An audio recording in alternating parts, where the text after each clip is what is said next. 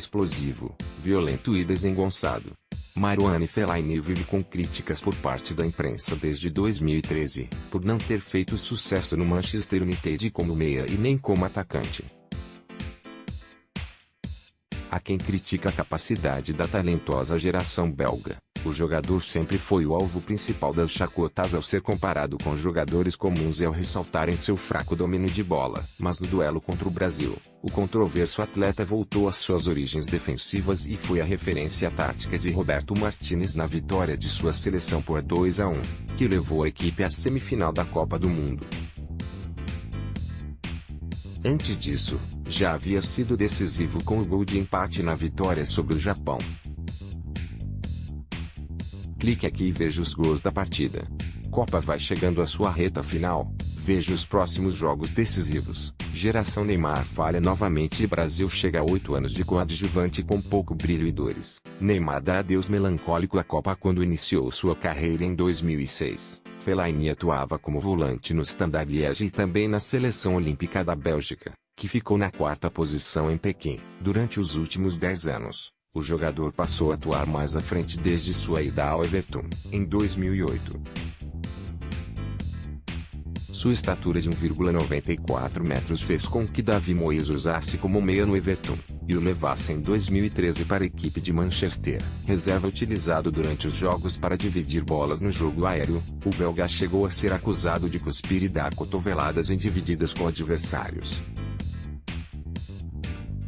Fui chamado de agressivo e de assassino, há uma regra para mim e outra para os outros jogadores. Houve muitas vezes em que fui o vilão e não deveria ter sido. O que eu devo fazer se me puxam o cabelo?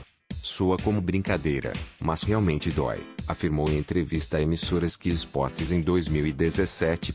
No Brasil, os críticos da atual geração belga sempre escolheram Fellaini como o alvo principal das chacotas. Uma das contas principais do Twitter que pega no pé do belga é o Corneta Europa. Conta com 42 mil seguidores que mistura humor com críticas a quem badalha o futebol europeu.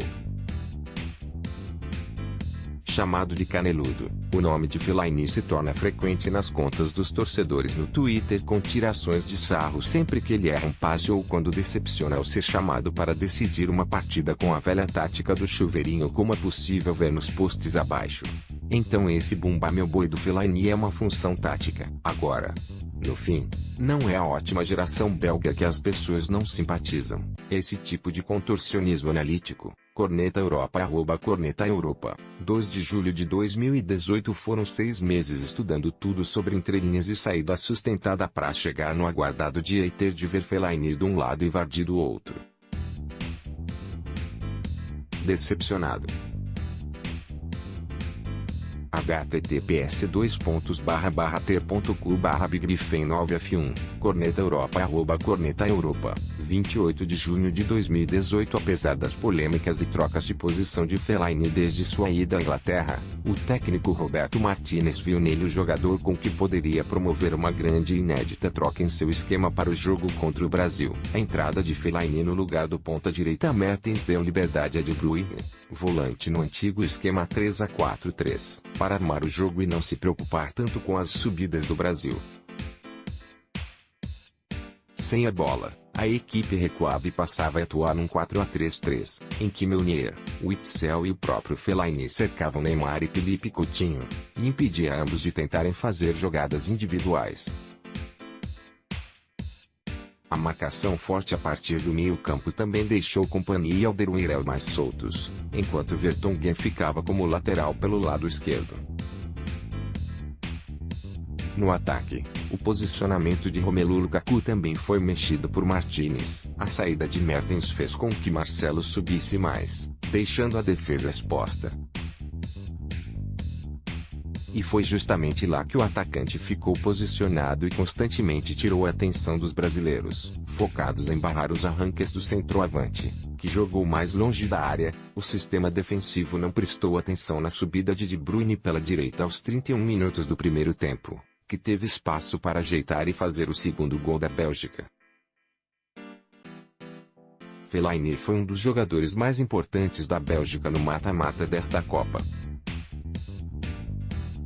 Decisivo no ataque contra o Japão, o volante fortaleceu o sistema defensivo de sua seleção nesta sexta-feira, 5, ajudando no bloqueio de jogadas individuais. De contrato renovado com o Manchester United até 2020, o jogador seguirá lidando com polêmicas. A cotovelada na cabeça de Neymar será lembrada, assim como sua importante participação contra o Brasil.